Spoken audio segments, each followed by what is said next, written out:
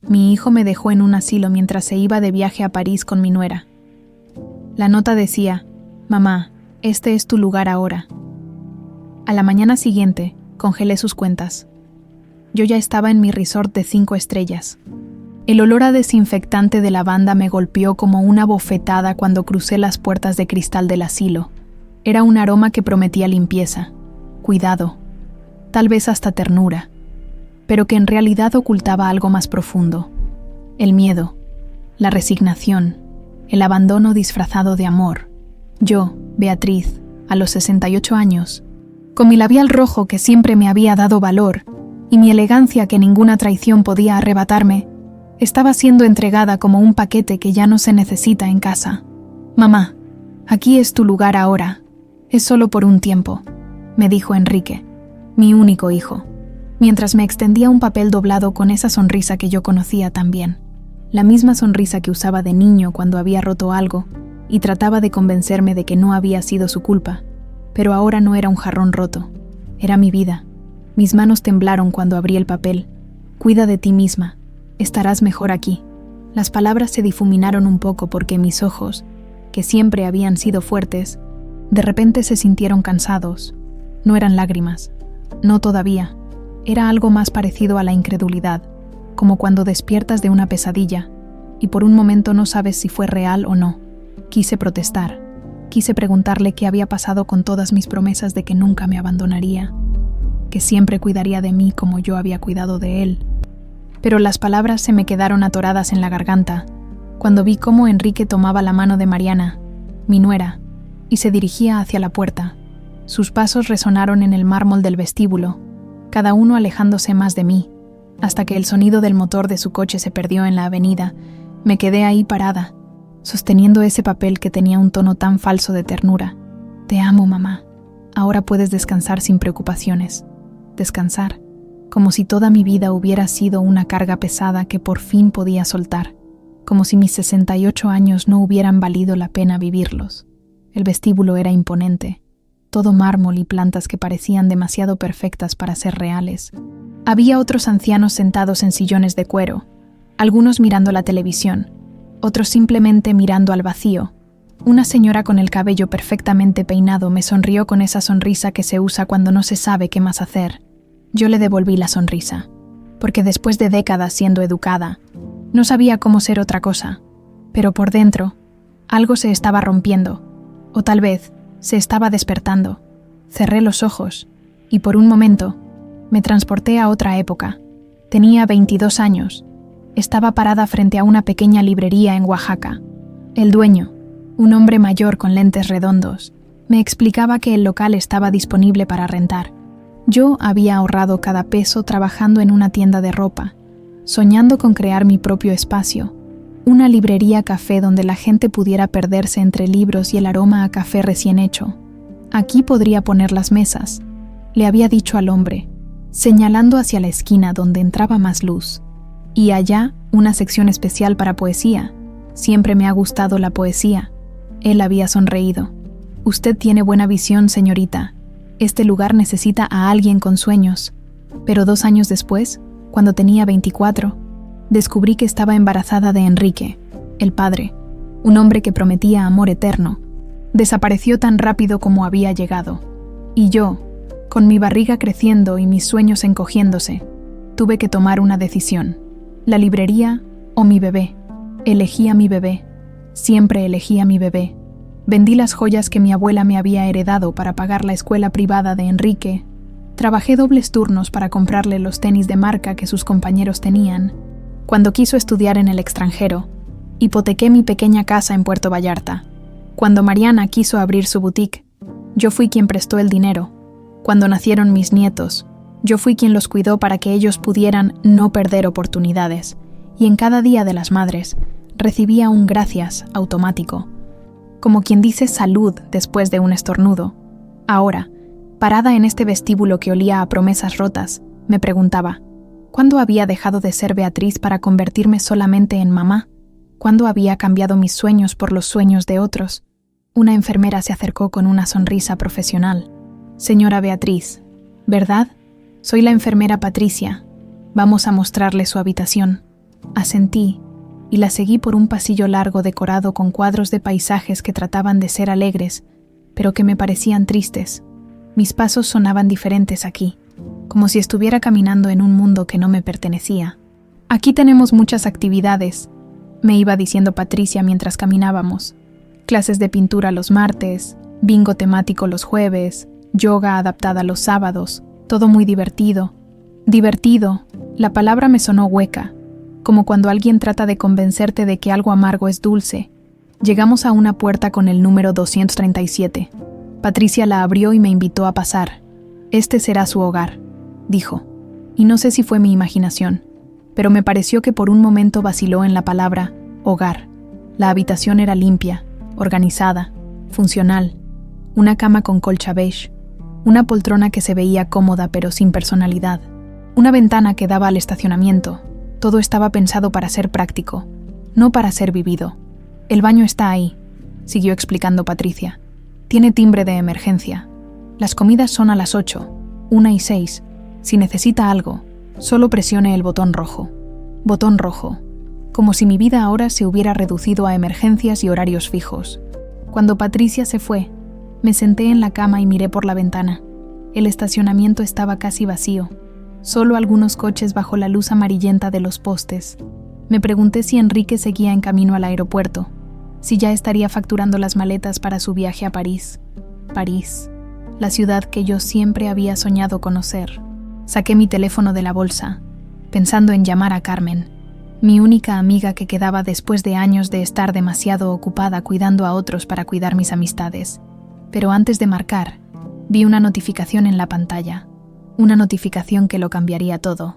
No sabía en ese momento que esa pequeña luz en mi teléfono sería el principio de algo que ni siquiera podía imaginar. No sabía que la mujer que había elegido la maternidad sobre sus sueños estaba a punto de recordar quién había sido antes de convertirse en la sombra de otros. Me quedé ahí sentada, sosteniendo el teléfono, con el sabor a lavanda y promesas rotas aún en el aire, preguntándome, ¿cómo llegamos hasta aquí? Pero tal vez la pregunta correcta era, ¿cómo voy a salir de aquí? Esa primera noche en la habitación 237, no dormí ni 5 minutos. Me quedé acostada sobre la colcha beige, mirando el techo blanco que no tenía ni una mancha, ni una imperfección que me diera algo interesante en qué pensar. Era como estar dentro de una caja de zapatos, pero una caja cara, de esas que te hacen sentir culpable por no estar agradecida. La poltrona sin vida me miraba desde la esquina, como esperando que me sentara en ella y aceptara mi destino. Por la ventana, las luces del estacionamiento creaban sombras que se movían cada vez que pasaba un coche por la avenida. Me pregunté si alguno de esos coches llevaría a alguien que realmente quisiera llegar a casa. A las 6 de la mañana, me levanté, no porque tuviera sueño, sino porque quedarme acostada fingiendo dormir se había vuelto más agotador que caminar. Me puse mi bata rosa, la que Enrique me había regalado el Día de las Madres pasado, y salí a explorar los pasillos. El asilo de lujo era exactamente eso, lujoso y frío, como un hotel de 5 estrellas, donde nadie quiere quedarse para siempre. Los pasillos estaban decorados con cuadros de flores que parecían demasiado perfectas, como si las hubieran inventado en lugar de pintarlas. Había plantas por todos lados, verdes y brillantes, pero cuando toqué una me di cuenta de que era de plástico. Todo aquí era de mentira, igual que las promesas de Enrique. En el comedor encontré los carteles que la enfermera Patricia había mencionado. Clases de pintura, martes 10 por AM, descubre al artista que llevas dentro. Otro decía, bingo temático, jueves 4:00 PM, premios fabulosos te esperan. Y mi favorito, yoga adaptada, sábados 9:00 AM, ejercítate sin esfuerzo. Ejercítate sin esfuerzo, como si después de 68 años de vivir, ya no fuera capaz de hacer un esfuerzo real. Me senté en una de las mesas del comedor y una mesera joven se acercó con una sonrisa que había practicado 1000 veces. Buenos días, señora Beatriz. ¿Qué va a querer de desayuno? Señora Beatriz. No solo Beatriz. No doña Beatriz, señora Beatriz. Como si mi apellido hubiera desaparecido junto con mi identidad. Un café, por favor. Solo. No quiere huevos. Pan tostado. Tenemos mermelada casera. Negué con la cabeza. No tenía hambre. No de comida. Al menos, Mientras esperaba el café, saqué mi cartera para buscar algo. Cualquier cosa que me recordara quién era yo antes de convertirme en la madre abandonada del asilo caro. Entre las tarjetas de crédito y los recibos viejos, mis dedos tocaron algo que había olvidado completamente. Una fotografía. La saqué con cuidado, como si fuera a desintegrarse si la tocaba muy fuerte. Era una foto mía de cuando tenía 22 años. Estaba parada frente a una librería en el centro de Oaxaca, sosteniendo un libro de poesía de Octavio Paz. Mi sonrisa era genuina, no de esas sonrisas que te pones para que otros se sientan cómodos. Llevaba un vestido azul cielo que me había hecho sentir hermosa, y mi cabello suelto se movía con el viento. Era yo, pero era alguien a quien ya no reconocía. ¿Cuándo había sido la última vez que había sonreído así? ¿Cuándo había sido la última vez que había hecho algo solo porque me hacía feliz? No porque era lo que otros esperaban de mí. La mesera regresó con el café y me vio mirando la fotografía. «¡Qué bonita se ve! ¿Es usted?» «Era yo», le dije, y las palabras me salieron más tristes de lo que había planeado. «No diga eso, señora. Usted sigue siendo hermosa». Le sonreí porque era una muchacha dulce, pero por dentro pensaba, no se trata de ser hermosa, se trata de ser yo. Después del desayuno caminé por todo el lugar. Había una biblioteca pequeña llena de libros que se veían como si nadie los hubiera tocado en años. Una sala de televisión donde 3 señores veían las noticias matutinas con el volumen tan alto que parecía que el presentador estaba gritando. Un jardín interior con más plantas de plástico y bancas de hierro forjado, que se veían bonitas, pero que eran incómodas para sentarse. Todo estaba diseñado para verse bien en las fotos de la página web, no para que la gente realmente viviera ahí. En la biblioteca tomé un libro al azar, 100 años de soledad. Lo abrí en una página cualquiera y leí. Era inevitable. El olor de las almendras amargas le recordaba siempre el destino de los amores contrariados. Cerré el libro de golpe. Hasta Gabriel García Márquez se estaba burlando de mí. Regresé a mi habitación y me senté en la poltrona sin vida, mirando otra vez la fotografía. Esa mujer joven había tenido sueños. Había querido tener una librería, café, donde la gente pudiera venir a leer, a platicar, a descubrir libros que cambiarían sus vidas. Había imaginado tardes llenas de conversaciones interesantes y el aroma a café, mezclándose con el olor a libros nuevos. En lugar de eso, había pasado los últimos 46 años cuidando a otros.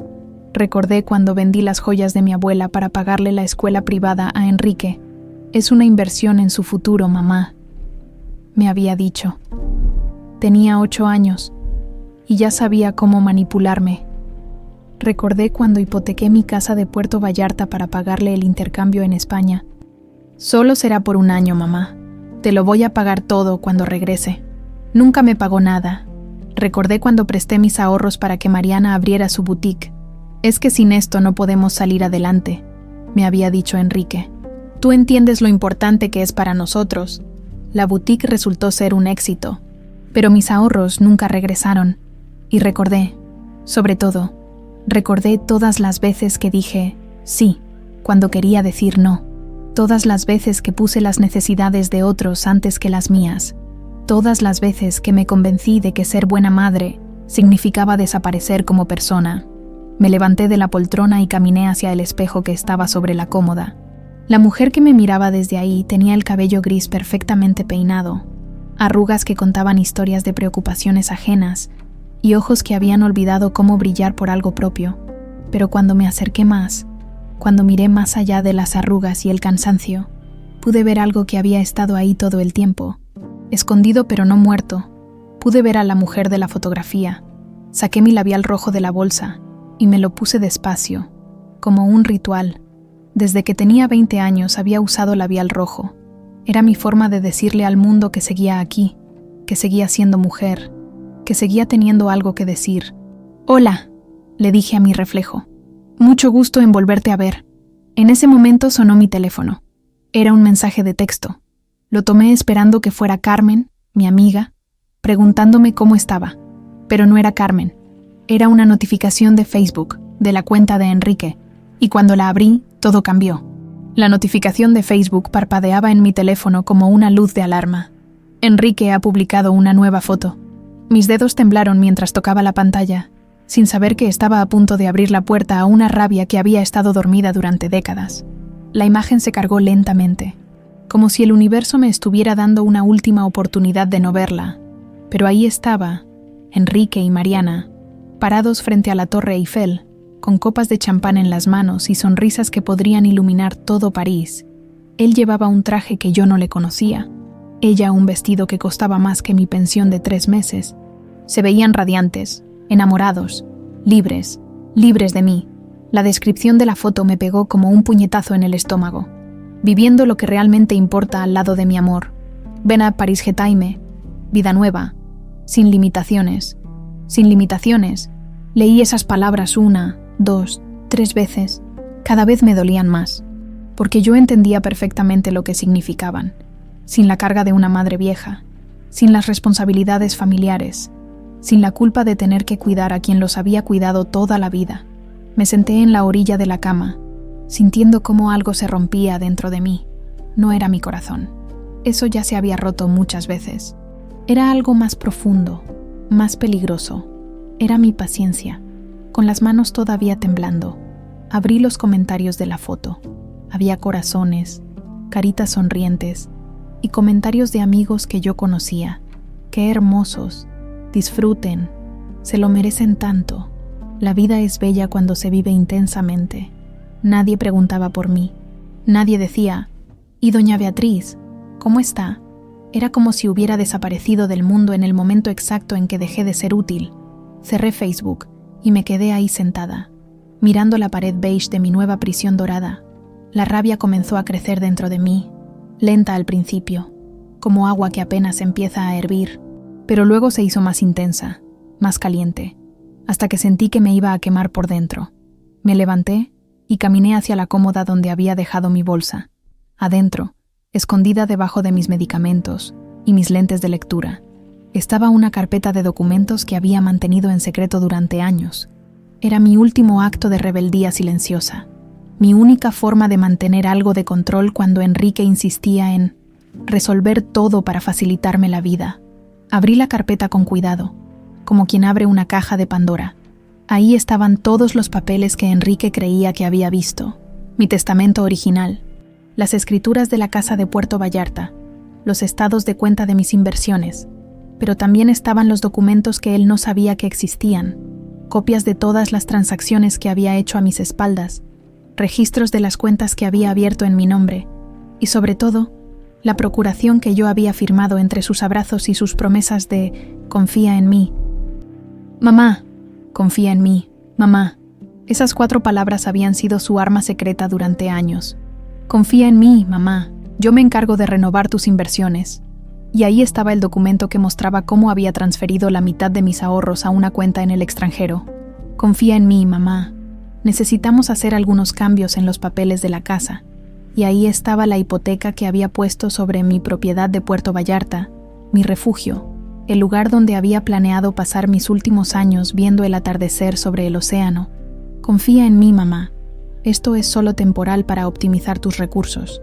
Y ahí estaban las transferencias millonarias a cuentas que yo nunca había autorizado. Dinero que había desaparecido como humo. Cada papel que leía era como recibir una cuchillada, no por el dinero en sí, sino por la traición, por las mentiras, por todas las veces que me había mirado a los ojos y me había dicho que me amaba mientras planeaba robarme. Me senté en el suelo, rodeada de papeles, y finalmente lo entendí todo. El asilo de lujo no era para que yo estuviera cómoda, era para que yo estuviera callada, era para que no hiciera preguntas inconvenientes mientras él se gastaba mi dinero en París, era para que no descubriera lo que acababa de descubrir. Recordé la conversación que habíamos tenido la semana anterior a que me trajera aquí. «Mamá, estás muy estresada últimamente. Necesitas descansar». «Pero yo me siento bien, Enrique. No necesito descansar. Es que nosotros nos preocupamos mucho por ti. Mariana no duerme pensando en que algo te puede pasar». Mariana no dormía, pero no de preocupación por mí. Era porque estaban planeando esto. «Además, mamá, con todo el dinero que has invertido, ya no tienes de qué preocuparte. Puedes vivir tranquila sabiendo que todo está asegurado». Todo estaba asegurado. Sí, para él. La rabia ya no era agua hirviendo, era lava. Era un volcán que había estado dormido demasiado tiempo y que finalmente estaba despertando. Tomé mi teléfono y marqué un número que sabía de memoria, el de mi abogado, el doctor Morales. Era un hombre mayor, de la vieja escuela, que había manejado mis asuntos legales desde que Enrique era niño. Doctor Morales, soy Beatriz. Doña Beatriz, ¿cómo está usted? Enrique me dijo que se había mudado a un lugar muy bonito. Doctor, necesito que congele todas mis cuentas. Ahora.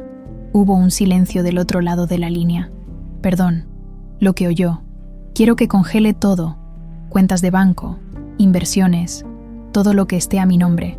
Y quiero que cancele cualquier procuración que tenga Enrique. Pero, doña Beatriz, ¿está todo bien? ¿Pasó algo? Miré hacia la fotografía de París que seguía abierta en mi teléfono. Enrique y Mariana brindando con mi dinero, celebrando su libertad de mí. Sí, doctor. Finalmente pasó algo. Me di cuenta de que he sido muy tonta durante mucho tiempo. ¿Está segura de esto? Enrique va a tener que aprender a vivir con su propio dinero. ¿Puede hacerlo? Por supuesto, doña Beatriz, pero esto va a generar problemas. Doctor, le dije, sintiendo cómo la rabia se convertía en algo más peligroso, determinación. Los problemas ya los tengo. Ahora voy a generar soluciones. Cuando colgué el teléfono, me quedé ahí sentada un momento, respirando profundo. Por primera vez en décadas, había tomado una decisión que no tenía nada que ver con hacer feliz a Enrique. Era una decisión para mí. Me levanté, guardé todos los papeles en la carpeta y la escondí otra vez en mi bolsa. Luego me acerqué al espejo y me miré fijamente. Ya no voy a ser la víctima de esta historia. Le dije a mi reflejo, y en ese momento, mi teléfono sonó. Era Enrique. No contesté. Por primera vez en mi vida. No contesté cuando mi hijo me llamaba, y se sintió como el primer paso hacia la libertad. Esa noche no pude pegar el ojo. Cada vez que cerraba los ojos veía la foto de París, la sonrisa falsa de Enrique, las palabras sin limitaciones, parpadeando como un letrero de neón en mi cabeza. A las 3 de la madrugada me levanté, me puse la bata y salí a caminar por los pasillos del asilo.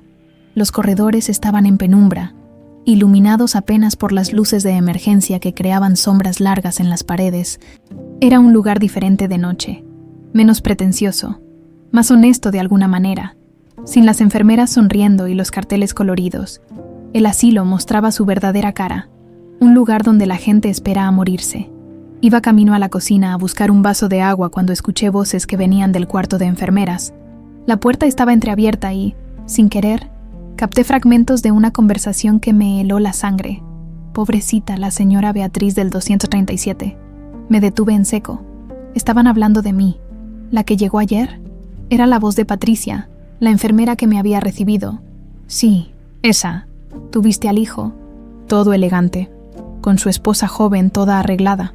Y ahí dejó a la mamá, así nomás. Me acerqué más a la puerta, sintiéndome como una espía en mi propia vida. Ay, Lupita, eso no es nada nuevo aquí. ¿Ya no te acuerdas del señor González del 145?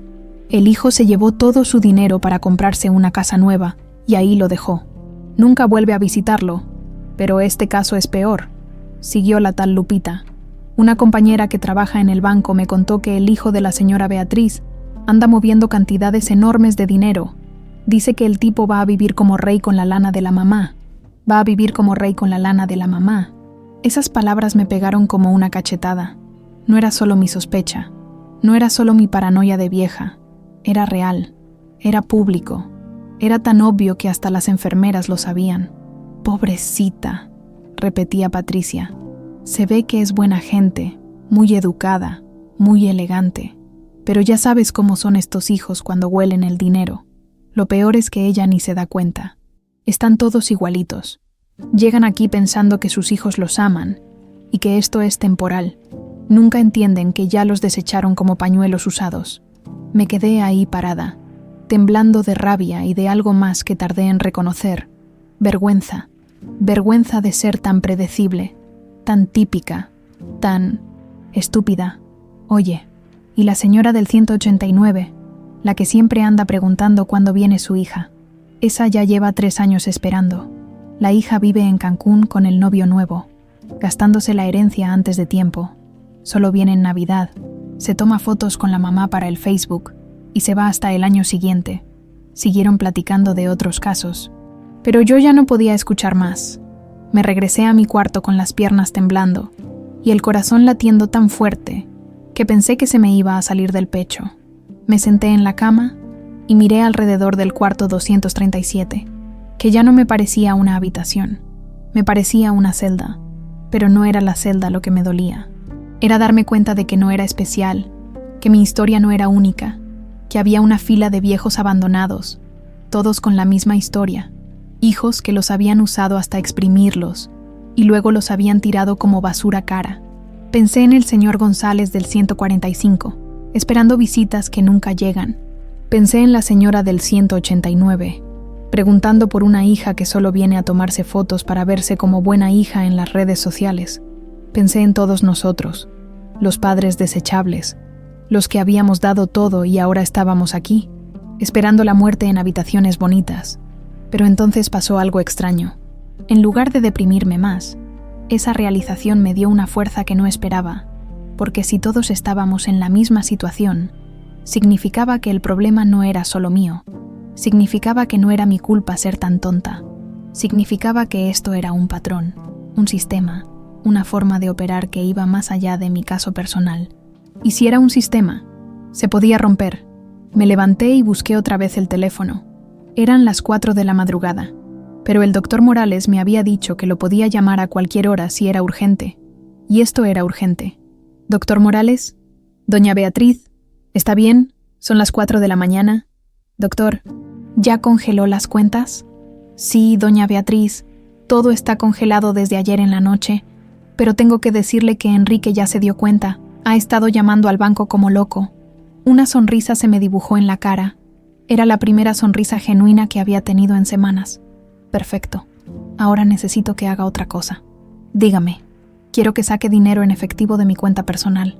La que Enrique no conoce. Quiero que traiga 50,000 pesos mañana mismo.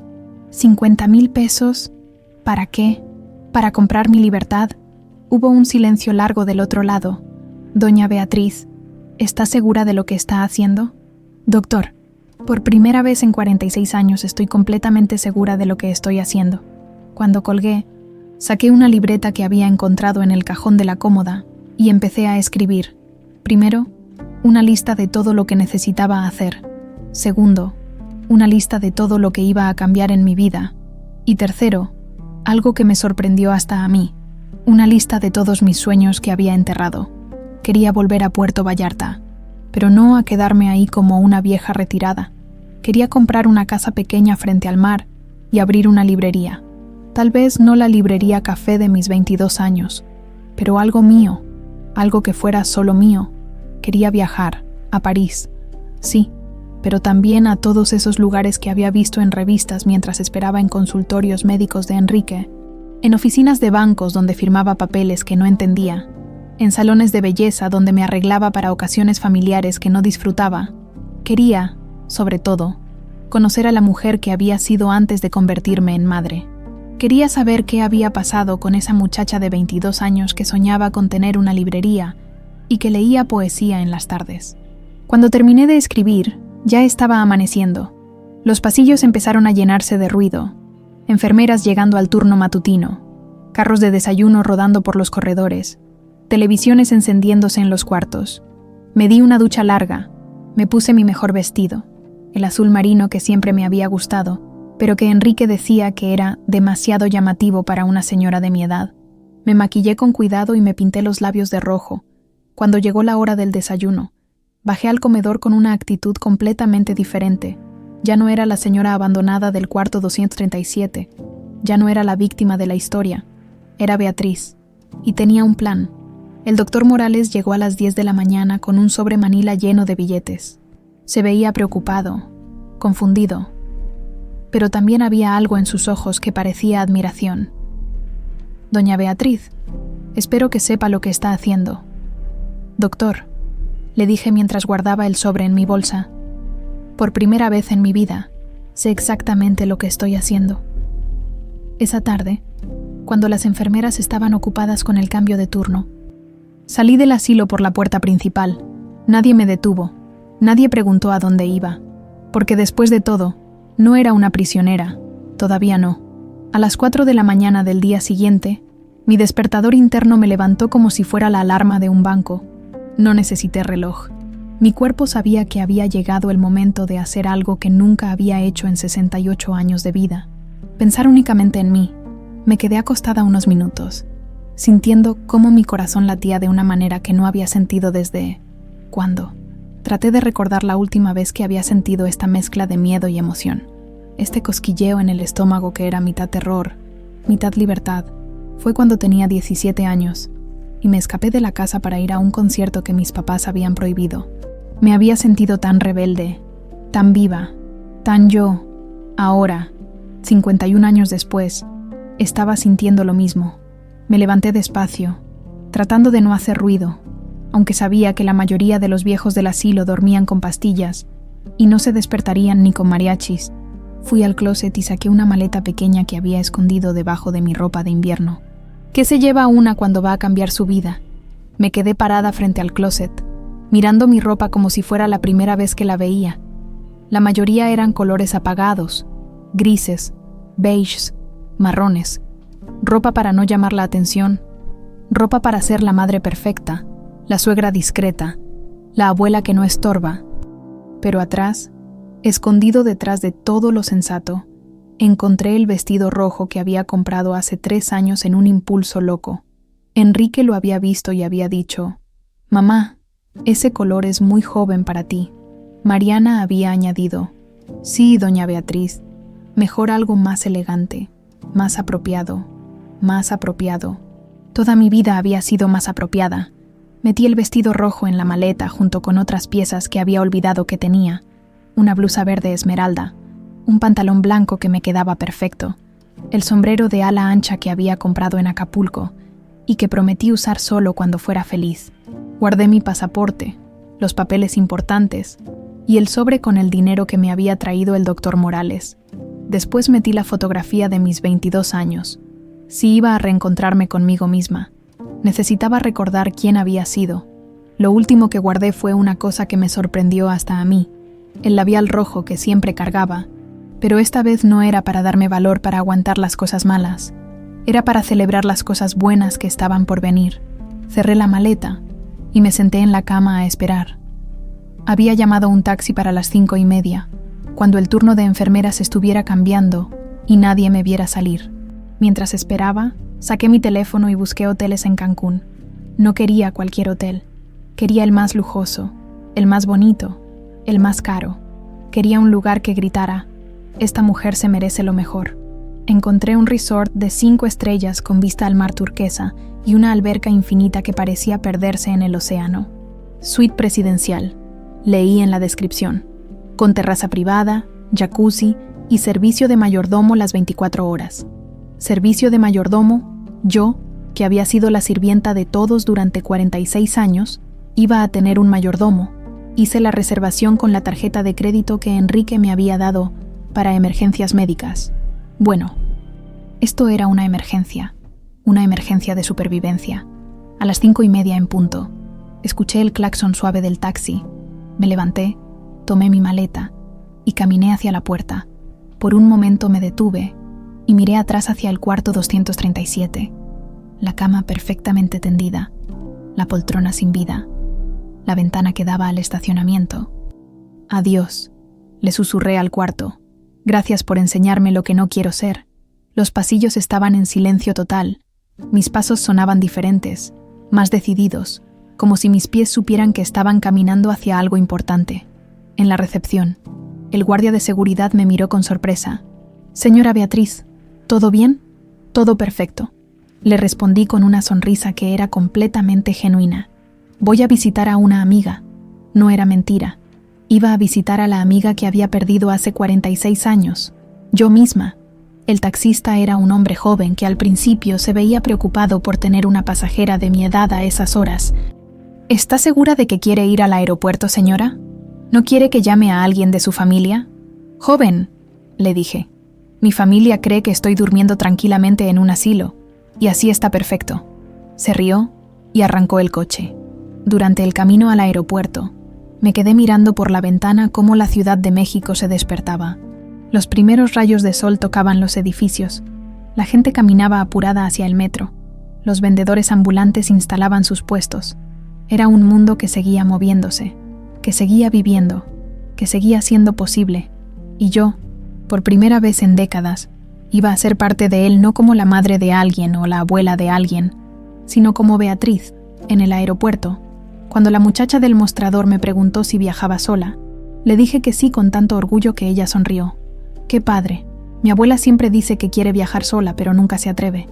Dile que nunca es tarde, le respondí. Yo tengo 68 años y esta es la primera vez que lo hago. Durante el vuelo a Cancún, pedí una copa de vino aunque eran las 9 de la mañana. El sobrecargo, un muchacho guapo con sonrisa amable, me preguntó si era una ocasión especial.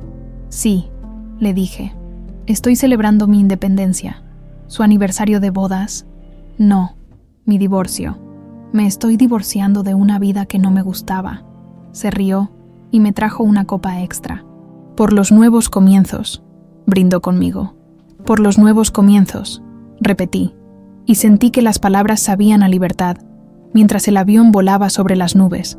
Pensé en Enrique despertándose en París, tal vez tratando de usar una tarjeta de crédito y descubriendo que no funcionaba.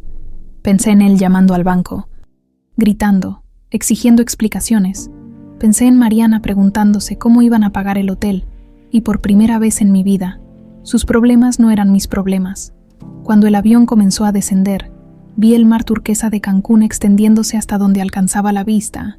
Era del mismo color que los ojos de mi papá, que había muerto cuando yo tenía 25 años. Él siempre me había dicho que tenía espíritu aventurero, que no me conformara con lo fácil. Papá, le susurré a la ventanilla. Perdón por tardar tanto en hacer caso. El aeropuerto de Cancún era una explosión de colores, música y gente feliz. Todos se veían relajados, bronceados, listos para disfrutar.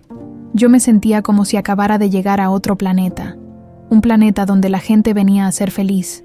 En el taxi hacia el resort, el chofer me preguntó si era mi primera vez en Cancún. Primera vez que vengo por gusto, le dije.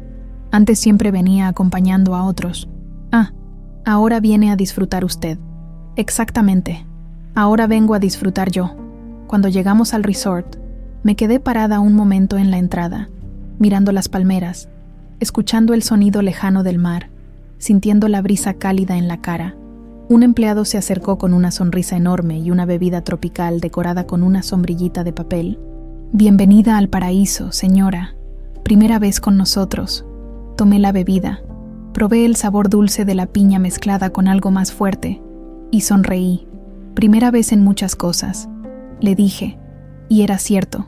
Primera vez viajando sola, primera vez gastando mi dinero en algo completamente frívolo, primera vez haciendo algo sin pensar en nadie más que en mí, primera vez siendo libre. La suite presidencial era más grande que todo el apartamento donde había vivido con Enrique cuando era bebé. Tenía ventanales enormes que iban del piso al techo, y cuando los abrí, el sonido del mar entró como una sinfonía que había estado esperando escuchar toda mi vida. El empleado que me acompañó hasta arriba se llamaba Eduardo. Era un joven moreno, con una sonrisa tan genuina que me hizo recordar por qué me había gustado tanto venir a la playa cuando era joven. Señora Beatriz, si necesita cualquier cosa, solo marque el 0. Tenemos servicio de habitación las 24 horas. Spa, tours, lo que se le antoje, lo que se me antoje. ¿Cuántos años habían pasado desde que alguien me preguntó qué se me antojaba? Eduardo, ¿podrías traerme una margarita? Pero que sea fuerte, no de esas aguadas para turistas. Se rió. Ahora mismo, señora. ¿Con sal o sin sal? Con sal, y que tenga sombrillita. Siempre he querido una bebida con sombrillita. Cuando Eduardo se fue, me quedé sola en esa suite que parecía sacada de una revista. Había una terraza privada con un jacuzzi, sillones blancos que se veían carísimos, y una vista del mar que me quitó el aliento. Me acerqué al barandal y respiré profundo. Piré. El aire olía a sal, a libertad, a posibilidades. Por primera vez en décadas. No tenía que estar en ningún lugar específico. No tenía que cuidar a nadie. No tenía que ser responsable de nada más que de mi propia felicidad. Me quité los zapatos y sentí el piso frío de la terraza bajo mis pies. ¿Cuándo había sido la última vez que había caminado descalza? Cuando Enrique era pequeño y jugábamos en la arena de Acapulco, antes de que creciera y decidiera que las vacaciones familiares eran aburridas y que prefería irse con sus amigos, Eduardo regresó con una margarita que parecía más grande que mi cabeza, decorada con piña, sombrillita rosa y suficiente tequila como para tumbar a un mariachi. ¿Algo más, señora? Sí. ¿Podrías conseguirme el número del spa? Quiero reservar todos los tratamientos que tengan. Todos. Masaje, facial, manicure, pedicure, lo que sea. Tengo 68 años de tensión acumulada que necesito sacar. Cuando Eduardo se fue otra vez, me senté en uno de los sillones blancos. Tomé un trago largo de la margarita y saqué mi teléfono. Tenía 23 llamadas perdidas de Enrique. 23 llamadas, como si tuviera alguna emergencia real. Y no solo que había descubierto que ya no podía usar mi dinero para financiar sus vacaciones románticas. Abrí WhatsApp y vi sus mensajes. Mamá, ¿estás bien? ¿No contestas el teléfono? Mamá, necesito hablar contigo urgentemente. Mamá, hay un problema con las cuentas del banco. Mamá, contesta el teléfono ahora mismo. Mamá, ¿qué hiciste? Todo está congelado. Estamos varados en París. Pobre Enrique. Varado en una de las ciudades más hermosas del mundo con su esposa joven. ¡Qué tragedia! En lugar de contestar sus mensajes, abrí la cámara del teléfono y me tomé una selfie. Estaba sentada en el sillón blanco, con la margarita en la mano, el mar turquesa de fondo y una sonrisa que no había usado en años. Me veía feliz, me veía libre. Publiqué la foto en mi Facebook con una descripción simple. Aprendiendo a vivir. Nunca es tarde para empezar. A los 5 minutos mi teléfono empezó a sonar como loco. Enrique me estaba llamando desde París, probablemente histérico, por primera vez en mi vida. Rechacé la llamada y se sintió glorioso. Llamé al spa y reservé el paquete completo de rejuvenecimiento para esa misma tarde. Después marqué a room service y pedí langosta, porque nunca había comido langosta sin preocuparme por el precio. Mientras esperaba la comida, me di un baño en la tina que tenía vista al mar. Era tan grande que podía flotar ahí adentro como si fuera mi propia alberca privada. Agregué sales de baño que olían a jazmín y me quedé ahí remojándome.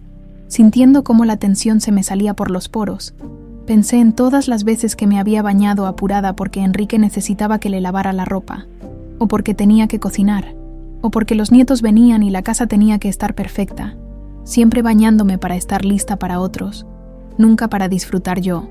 Cuando llegó la langosta, me senté en la terraza a comerla con las manos, sin preocuparme por los modales. La carne estaba tan fresca y dulce que casi lloré de gusto. Acompañé cada bocado con otro trago de margarita, y cuando terminé, pedí otra. ¿Otra langosta, señora?, preguntó Eduardo cuando vino a recoger los platos. No, otra margarita.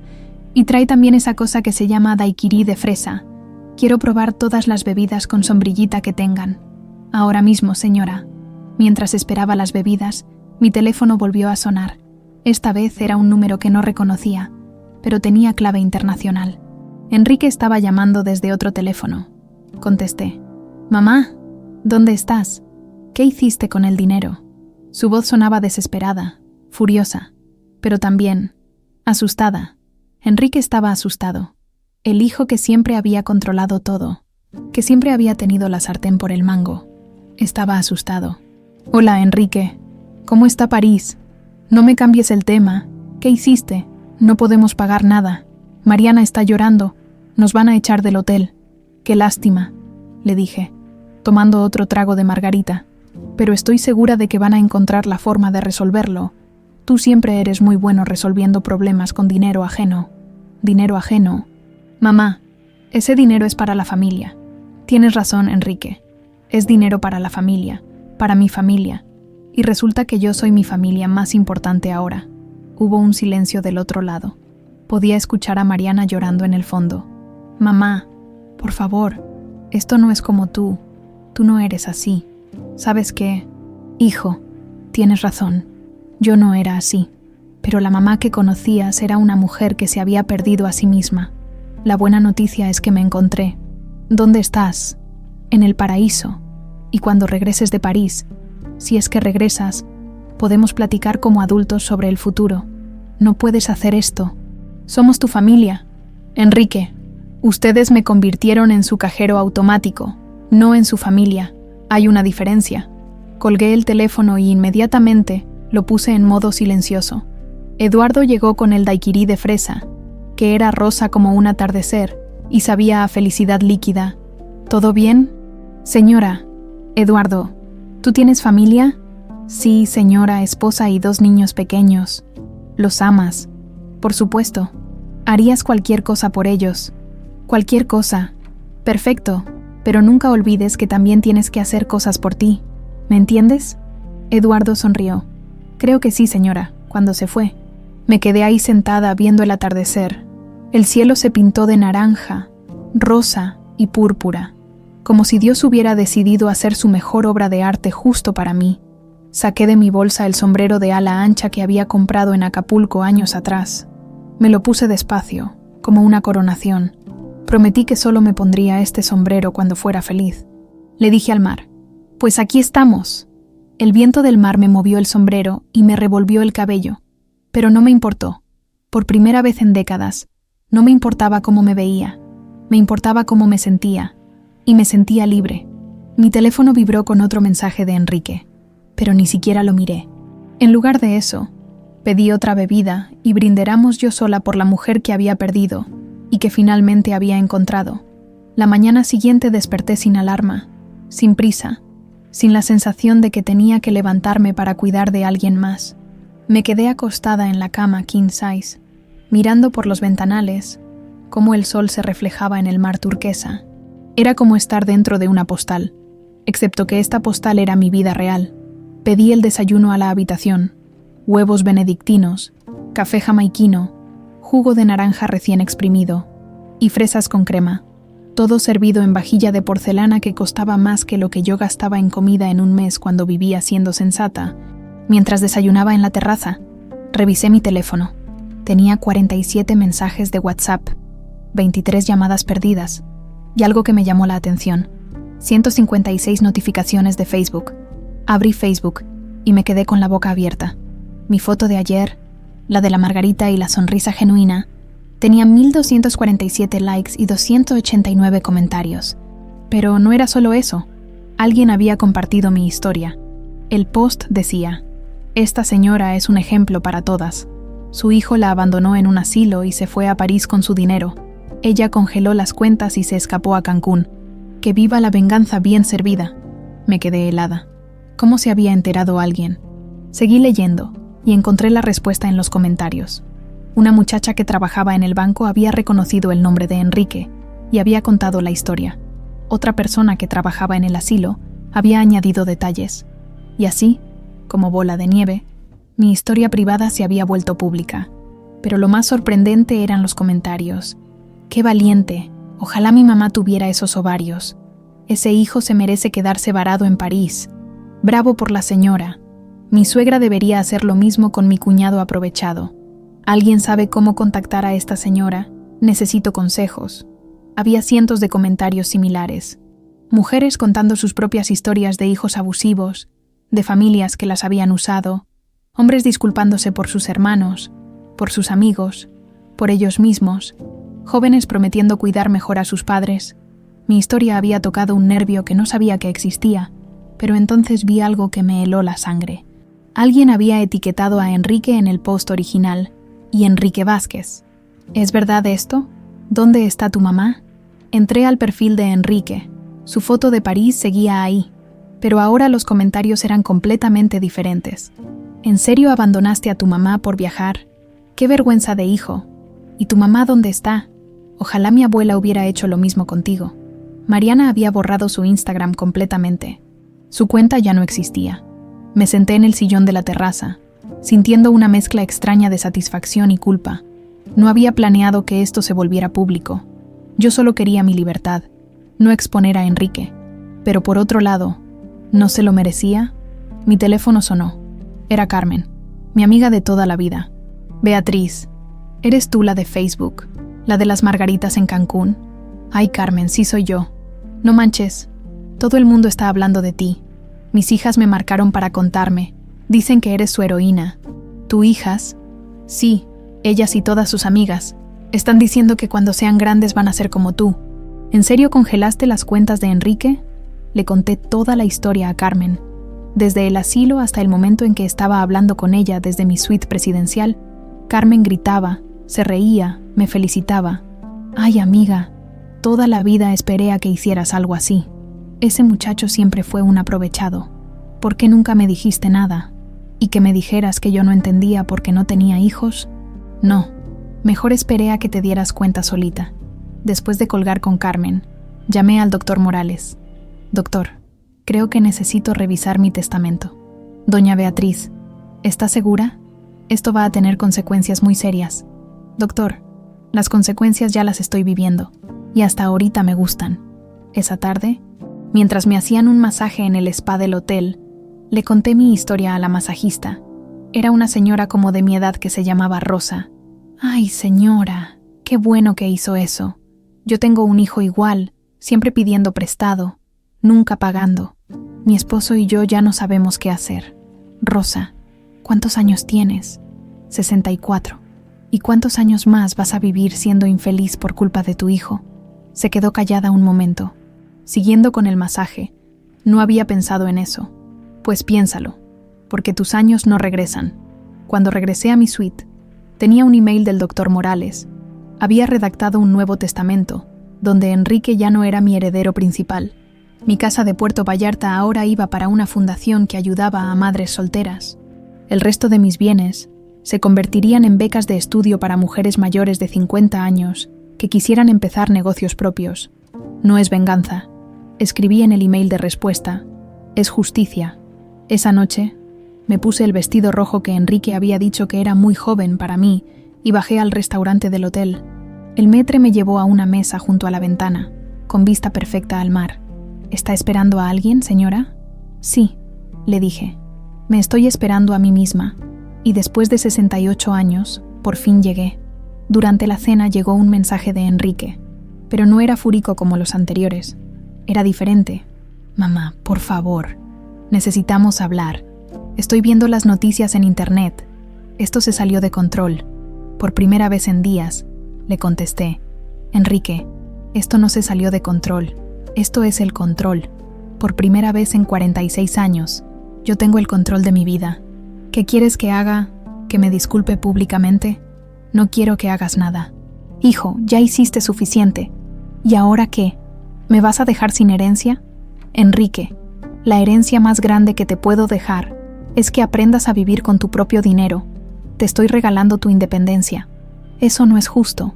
Sabes que no era justo, que yo diera toda mi vida por ti y tú me pagaras abandonándome en un asilo para irte de vacaciones con mi dinero. No me contestó.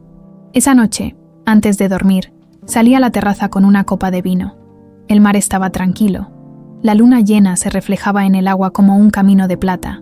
Pensé en todas las mujeres que habían comentado en Facebook, todas las que se habían sentido identificadas con mi historia. Pensé en Rosa, la masajista, preguntándose cuántos años más iba a ser infeliz por culpa de su hijo. Pensé en la muchacha del aeropuerto que me había dicho que su abuela quería viajar sola, pero no se atrevía. Tal vez mi historia no era solo mía.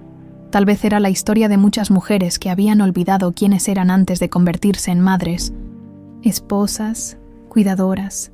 Tal vez mi venganza no era solo contra Enrique. Era contra todas las veces que había dicho sí cuando quería decir no. Era contra todos los años que había vivido para otros. Era contra la mujer que había aceptado desaparecer. Levanté mi copa de vino hacia la luna, por todas las mujeres que se están encontrando. Brindé en voz alta. Y por todas las que todavía se van a encontrar. El viento del mar me trajo el aroma de las flores tropicales del jardín del hotel. Olía a libertad. Después de una semana en el resort de Cancún, algo extraño me empezó a pasar. La suite presidencial, con todo su lujo y sus atenciones, comenzó a sentirse como una burbuja dorada, hermosa, sí, pero temporal, como si estuviera jugando a ser rica en lugar de construir una vida real. Una mañana, mientras desayunaba en la terraza y veía a las mismas parejas de turistas tomando las mismas fotos en la misma alberca, me di cuenta de que necesitaba algo más auténtico. Necesitaba un hogar, no un hotel. Le pregunté a Eduardo, mi mesero favorito, si conocía algún lugar en la costa donde pudiera comprar una casa pequeña. Sus ojos se iluminaron. Señora Beatriz, tiene que conocer Mazunte. Es un pueblito en Oaxaca, muy tranquilo, muy mágico. Mi primo tiene una agencia inmobiliaria allá. Mazunte. El nombre me sonó como una canción que había escuchado en sueños. Está lejos, como 6 horas en coche, pero vale la pena. Es donde van las tortugas a desovar, y hay una energía muy especial. Esa misma tarde contraté un chofer y me fui hacia Mazunte con una maleta pequeña y un corazón lleno de curiosidad. El camino serpenteaba entre montañas verdes y pueblitos que parecían sacados de una postal antigua. Mientras más nos alejábamos de Cancún, más me sentía como si estuviera regresando a mí misma. Llegamos a Mazunte al atardecer. Era exactamente lo que necesitaba sin saber que lo necesitaba. Un pueblo pequeño donde el tiempo pasaba diferente, donde la gente se saludaba en la calle, donde el mar sonaba como una nana eterna. El primo de Eduardo, que se llamaba Javier, me estaba esperando en el centro del pueblo con una sonrisa enorme y una camioneta destartalada. Doña Beatriz, qué gusto conocerla. Eduardo me contó de usted. Dice que es muy valiente. Me gustó inmediatamente. Era un hombre moreno, de unos 50 años, con esas manos trabajadoras que inspiran confianza. Javier, estoy buscando una casa pequeña, tranquila, donde pueda ver el mar y ser feliz. Tengo exactamente lo que necesita. Manejamos por un camino de tierra que subía por una colina cubierta de bugambilias. Al llegar a la cima, Javier paró la camioneta frente a una casa que me quitó el aliento. Era una casa pequeña, pintada de azul cielo, con una terraza de madera que daba directamente al Océano Pacífico. Tenía un jardín silvestre lleno de plantas tropicales y una hamaca colgada entre 2 árboles de mango. La dueña era una artista alemana que murió el año pasado, me explicó Javier mientras abríamos la puerta principal. Sus hijos quieren venderla rápido. Por dentro, la casa era sencilla pero perfecta. Una sala con ventanales grandes, una cocina pequeña con azulejos pintados a mano, un dormitorio con vista al mar y un baño con una regadera al aire libre rodeada de bambú. Pero lo que más me llamó la atención fue la terraza. Era como un mirador privado sobre el océano infinito. Podía imaginarme ahí todas las mañanas, tomando café y viendo el amanecer. Podía imaginarme leyendo en la hamaca, plantando hierbas en el jardín, invitando a Carmen a visitarme. ¿Cuánto cuesta?, le pregunté a Javier. Cuando me dijo el precio, casi me río. Era menos de lo que Enrique se había gastado en una semana en París. La compro, le dije sin pensarlo 2 veces. ¿No quiere pensarlo? ¿Consultar con su familia? Javier, yo soy mi familia. Y mi familia dice que sí. Esa noche me quedé en un hotelito del pueblo, pero no pude dormir de la emoción. Había encontrado mi lugar en el mundo, no el lugar donde había nacido, ni donde había criado a Enrique, ni donde me habían abandonado. Mi lugar real, el que había estado esperándome toda la vida. 3 días después, cuando se completó la compra, llegué a mi casa azul con una maleta, una hamaca nueva y algo que no esperaba, una gata. La encontré durmiendo en el jardín, una gata naranja y blanca, gorda y perezosa, que me miró como diciendo, ¿por fin llegaste? Hola, bonita, le dije. ¿Cómo te llamas? La gata bostezó y se estiró, mostrándome que no tenía intención de moverse de mi jardín. Te voy a llamar Frida, decidí, como Frida Kahlo, porque tú también pareces una artista independiente. Frida ronroneó como si aprobara el nombre. Los primeros días en la casa azul fueron como aprender a caminar otra vez. Despertaba cuando mi cuerpo quería despertar. No porque alguien necesitara algo. Comía lo que se me antojaba. Cuando se me antojaba, leía libros que había comprado pero nunca había tenido tiempo de leer. Planté manjericón y menta en el jardín. Compré hamacas de colores para la terraza. Contraté a una muchacha del pueblo, Esperanza, para que me ayudara a limpiar una vez por semana. Pero más que nada para tener compañía y practicar mi plática. Doña Beatriz, me decía Esperanza mientras sacudía los muebles, se ve usted muy contenta, como si hubiera rejuvenecido. Es que me encontré, Esperanza, después de muchos años perdida, me encontré, una tarde, mientras estaba leyendo en la hamaca con Frida dormida en mi regazo, escuché un coche subiendo por el camino de tierra. Era extraño porque casi nadie venía por aquí. Mi corazón se aceleró cuando reconocí la figura que se bajaba del taxi. Era Enrique. Se veía terrible, demacrado, con ojeras, el traje arrugado, como si hubiera viajado sin parar desde París hasta Mazunte. «¡Mamá!», me gritó desde la entrada del jardín. «Tenemos que hablar». Me quedé sentada en la hamaca, acariciando a Frida, sin moverme. «Enrique, esta es una propiedad privada. No te invité. Soy tu hijo». Eso pensé por 46 años. Resulta que me equivoqué. Se acercó hasta la terraza, pero no subió los escalones. Era como si supiera que ya no tenía derecho a estar en mi espacio. «Mamá, esto ya se salió de control. Está en todas las noticias. Mi trabajo me pidió que tome unas vacaciones hasta que se calme el escándalo. Mariana me dejó. Sus papás no me quieren ni ver. Qué lástima», le dije, sin dejar de acariciar a Frida. «Eso es todo lo que vas a decir, qué lástima. ¿Qué más quieres que diga, Enrique? Que lo siento, que voy a arreglar tu vida otra vez. Quiero que me perdones. Quiero que las cosas vuelvan a ser como antes». Por primera vez en toda la conversación, lo miré directamente a los ojos. «Enrique, las cosas de antes eran que yo vivía para ti y tú vivías de mí. Eso se acabó. ¿Y qué voy a hacer? Lo que hacen todos los adultos: trabajar, pagar tus cuentas, resolver tus problemas. Y si necesito ayuda, pídesela a alguien que no hayas traicionado». Se quedó ahí parado un momento, como esperando que cambiara de opinión, que sintiera lástima por él, que volviera a ser la madre que siempre decía que sí. Pero yo ya no era esa mujer. «Mamá, ¿en serio no me vas a perdonar? Enrique, el perdón es para las personas que se arrepienten de verdad. Tú solo te arrepientes de que te cacharon». Vi cómo se le llenaron los ojos de lágrimas. Pero también vi algo más: la aceptación. Finalmente entendía que había perdido a la madre que siempre había podido manipular. «Te amo, mamá», me dijo antes de irse. «Yo también te amé, hijo, pero amar no significa desaparecer». Lo vi caminar hacia el taxi, subirse y alejarse por el camino de tierra. Frida abrió un ojo, me miró y volvió a dormirse. Esa noche, sentada en la terraza viendo las estrellas sobre el océano, me di cuenta de que no me sentía triste. Me sentía completa.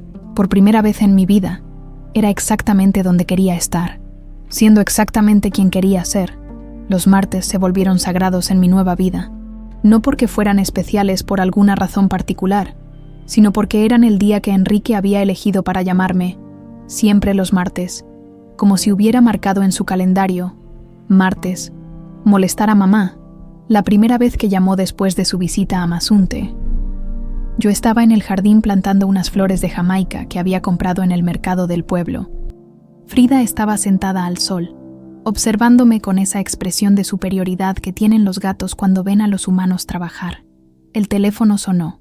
Vi el nombre de Enrique en la pantalla, y por un momento, mi corazón se aceleró como había hecho durante 46 años cada vez que él necesitaba algo, pero luego respiré profundo, olí el aroma de la tierra húmeda y las flores, y dejé que siguiera sonando. «¿No vas a contestar?», le pregunté a Frida. Frida me miró como diciendo: «¿Estás loca?», y siguió tomando el sol. Tenía razón. ¿Por qué iba a contestar? Ese primer martes, Enrique dejó 3 mensajes de voz. Los escuché esa noche, mientras tomaba té de manzanilla en la terraza. «Mamá, soy yo. Solo quería saber cómo estás. Llámame. Mamá, sé que estás ahí. Por favor, contesta. Necesito hablar contigo. Mamá, esto no está bien. Somos familia. No puedes ignorarme para siempre». ¿No podía? Pues resultó que sí podía. El segundo martes estaba leyendo 100 años de soledad otra vez. Pero esta vez lo disfrutaba porque lo estaba leyendo para mí, no para escapar de una vida que no me gustaba. Enrique volvió a llamar. Esta vez solo dejó un mensaje: «Mamá, ya van 2 semanas. Esto es ridículo. Llámame cuando se te pase el berrinche». «Berrinche». Frida levantó la cabeza cuando me reí tan fuerte que la asusté. «¿Escuchaste eso, Frida? Según Enrique, 68 años de madurez es un berrinche». Para el tercer martes ya había establecido una rutina perfecta. Me levantaba cuando mi cuerpo quería, no cuando el despertador me obligaba. Tomaba café en la terraza viendo el amanecer sobre el océano. Después desayunaba fruta fresca que compraba en el mercado: mangos, papaya, piña que sabía como si la hubiera inventado Dios especialmente para mí. Esperanza venía los miércoles a ayudarme con la limpieza, pero más que nada a platicar. Era una muchacha de 30 años, madre soltera de 2 niños, que trabajaba duro pero que tenía una sabiduría que me asombraba.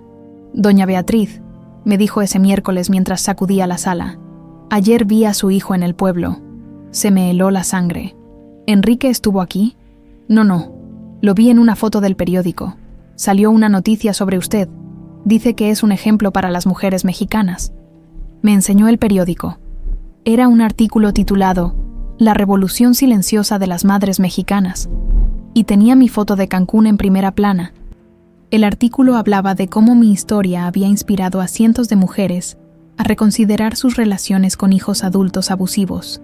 Había testimonios de señoras que habían dejado de dar dinero a hijos irresponsables, de abuelas que habían puesto límites a familias aprovechadas.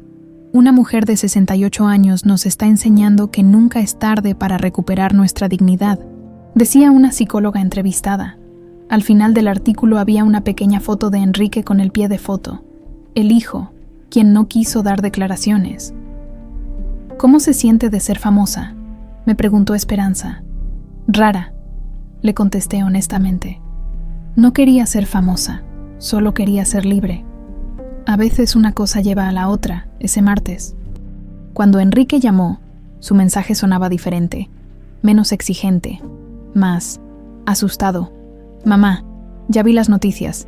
Esto se está volviendo muy grande. La gente me reconoce en la calle. Por favor, hablemos. Podemos arreglar esto. Como si mi libertad fuera algo roto que necesitara compostura. Para el 5º martes, ya había encontrado mi ritmo perfecto en Mazunte. Por las mañanas leía en la hamaca. Por las tardes caminaba por la playa buscando caracolas. Por las noches cocinaba cenas sencillas y comía en la terraza viendo las estrellas. Había hecho amigas en el pueblo. Doña Socorro, que vendía tamales en la esquina y que tenía una risa contagiosa. Maestra Lupita, que daba clases en la primaria y que me prestaba libros. Y sobre todo, Carmen Cielo, una pintora de 45 años que se había mudado de la Ciudad de México para encontrarse y que entendía perfectamente mi historia. A mí me pasó con mi exmarido. Me contó una tarde mientras pintaba un atardecer desde mi terraza. 20 años dándole todo, trabajando para mantenerlo mientras él buscaba su vocación, hasta que un día me di cuenta de que su vocación era vivir de mí. ¿Y qué hiciste? Lo mismo que tú. Me largué, pero yo tenía 40 años. Tú tienes 68 y tuviste más valor que yo. No es valor, Carmen, es supervivencia. Ese martes. El mensaje de Enrique sonaba desesperado. «Mamá, por favor, ya no aguanto esto. Todo el mundo me ve como el villano. Mariana me dejó definitivamente. Sus papás me corrieron de su casa. No tengo a dónde ir. Por primera vez en semanas, sentí una punzada de algo parecido a la lástima. Pero luego me acordé del asilo, de la foto de París, de todas las veces que había dicho, confía en mí, mamá, mientras me robaba. Pobre Enrique, le dije a Frida. Resulta que vivir de su propio dinero es muy difícil. Frida ronroneó como si estuviera de acuerdo. Para el 7º martes, algo había cambiado en mí. Ya no esperaba la llamada con ansiedad ni con enojo. Simplemente la ignoraba, como se ignora un comercial en la televisión. Ese día estaba en el mercado comprando chiles para hacer salsa, cuando una señora mayor se me acercó. «Disculpe, ¿usted es la señora Beatriz? ¿La de los periódicos?» «Sí, soy yo. Quería darle las gracias. Mi hijo de 45 años vivía conmigo. No trabajaba. Me gastaba mi pensión en cerveza. Después de leer su historia, le dije que se fuera. Ya van 3 semanas y no he sido tan feliz en años». Me abrazó con lágrimas en los ojos. «Usted me enseñó que amar a los hijos no significa desaparecer por ellos». Esa noche, mientras cenaba pescado a la plancha que había aprendido a cocinar viendo tutoriales en YouTube, reflexioné sobre lo que había dicho la señora. Tal vez mi historia no era solo mía. Tal vez era la historia de muchas madres mexicanas que se habían perdido en el camino de cuidar a otros. Tal vez mi silencio de los martes no era solo para protegerme a mí, sino para demostrar que era posible vivir sin ser el salvavidas emocional y económico de hijos adultos. Cuando sonó el teléfono ese martes, ni siquiera miré la pantalla. Estaba demasiado ocupada siendo feliz. El mensaje de Enrique esa semana fue el más corto de todos. Mamá, creo que ya entendí. Te amo. Pero entendí. Por primera vez en meses. Sonreí cuando escuché su voz. Tal vez él también estaba aprendiendo a crecer. 6 meses después de llegar a Mazunte, desperté una mañana y por primera vez en décadas, no recordé inmediatamente todos mis problemas. No pensé en Enrique, ni en el asilo, ni en el dinero, ni en nada que me doliera. Solo abrí los ojos, vi el sol filtrándose por las cortinas blancas de mi cuarto y sonreí. Frida estaba acurrucada en mis pies, ronroneando bajito como un motor de felicidad. La cargué y salí a la terraza, donde el océano Pacífico me saludó con su sinfonía eterna de olas rompiendo contra las rocas. «Buenos días, mundo», le dije al mar. «Gracias por otro día de ser yo». Era una rutina que había desarrollado sin darme cuenta. Agradecer cada mañana por el derecho a ser Beatriz. Sonaba tonto, pero después de 46 años de ser principalmente la mamá de Enrique, agradecer por mi propia existencia se sentía como un acto revolucionario. Preparé café en la cafetera francesa que había comprado en el mercado de Oaxaca, agregué una cucharada de piloncillo como me había enseñado doña Socorro, y me senté en mi silla favorita de la terraza. Frida se acomodó en mi regazo como si fuera su trono personal.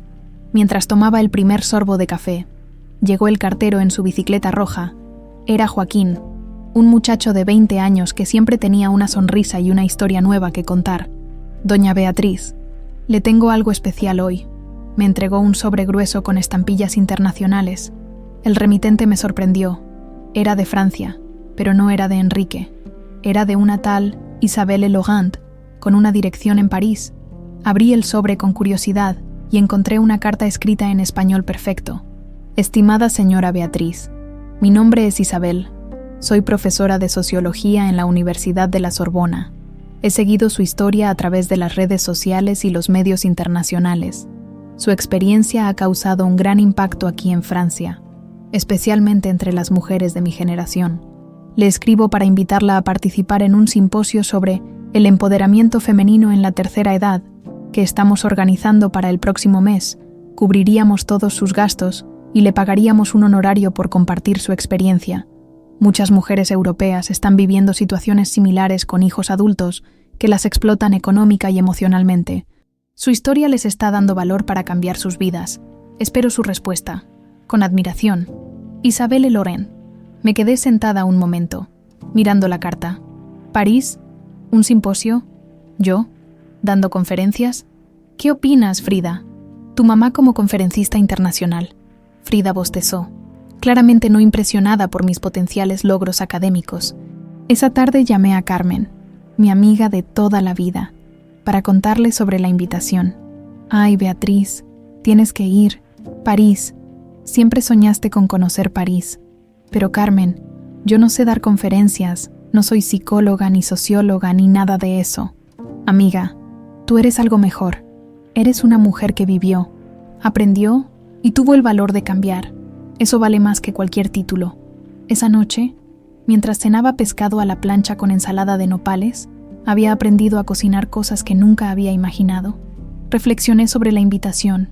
París, la ciudad donde Enrique había celebrado su libertad de mí, la ciudad que siempre había querido conocer, pero que había parecido imposible cuando toda mi energía estaba enfocada en cuidar a otros. ¿No era irónico que ahora París me buscara a mí? Al día siguiente fui al pueblo a usar el internet del café de Carmen Cielo para escribir la respuesta. Le dije a Isabel que sí, que iría a París, pero con una condición. Quería llevar conmigo a 3 mujeres de Mazunte, que también habían cambiado sus vidas después de años de ser invisibles. Doña Socorro, que a los 65 años había dejado a un esposo alcohólico después de 40 años de matrimonio. Maestra Lupita, que a los 55 había renunciado a cuidar a su hermana manipuladora y había vuelto a estudiar para ser directora de escuela. Y Carmen Cielo, que había dejado a su marido mantenido para perseguir su sueño de ser pintora. Mi historia no es única. Escribí en el email. Es la historia de muchas mujeres que decidieron que nunca es tarde para ser la protagonista de su propia vida. Isabel aceptó inmediatamente. 3 semanas después, estaba en el aeropuerto de Puerto Escondido con mis 3 amigas. Todas nerviosas y emocionadas como quinceañeras, yendo a su primera fiesta. ¿Están seguras de que podemos hacer esto?, preguntó doña Socorro, que nunca había salido de Oaxaca. Socorro, le dije, si yo pude sobrevivir 46 años siendo invisible y luego recuperar mi vida, tú puedes sobrevivir un vuelo a París. El vuelo fue una aventura en sí mismo. Carmen Cielo nunca había volado y se mareó. Lupita se la pasó leyendo libros sobre Francia. Socorro se hizo amiga de todos los sobrecargos y terminó ayudándoles a servir los snacks. Cuando llegamos a París, un chofer nos estaba esperando con un letrero que decía «Mujeres valientes de México». Ese somos nosotras. Le dije a mis amigas, las mujeres valientes. El hotel donde nos hospedaron era elegante, pero no intimidante. Mi cuarto tenía vista a los Campos Elíseos, y por primera vez pisé París como Beatriz, no como la madre abandonada de alguien. El día de la conferencia, llegué al auditorio de la universidad, con un vestido rojo que había comprado especialmente para la ocasión.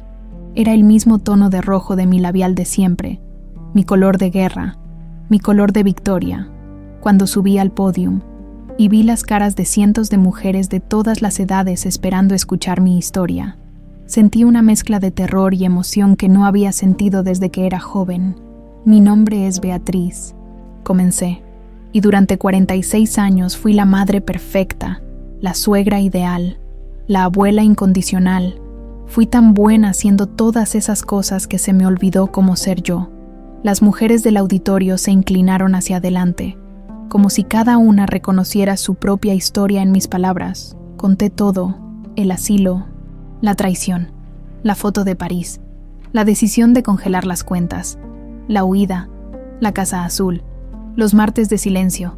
Con cada parte de mi historia, vi cabezas asentir, lágrimas rodar, sonrisas de reconocimiento. Al final, una señora francesa de unos 70 años levantó la mano. «Madame Beatriz, ¿no se siente culpable por abandonar a su hijo?» «Señora», le respondí, «yo no abandoné a mi hijo. Mi hijo me abandonó a mí mucho antes de llevarme al asilo. Yo solo decidí dejar de abandonarme a mí misma». El auditorio estalló en aplausos. Después de la conferencia, decenas de mujeres se acercaron a contarme sus historias. Una alemana de 80 años que mantenía a un hijo de 50. Una italiana de 65 que había sido la cuidadora no pagada de toda su familia. Una española de 72 que nunca había tomado una decisión propia. Todas ustedes pueden cambiar su historia. Les dije, yo empecé a los 68.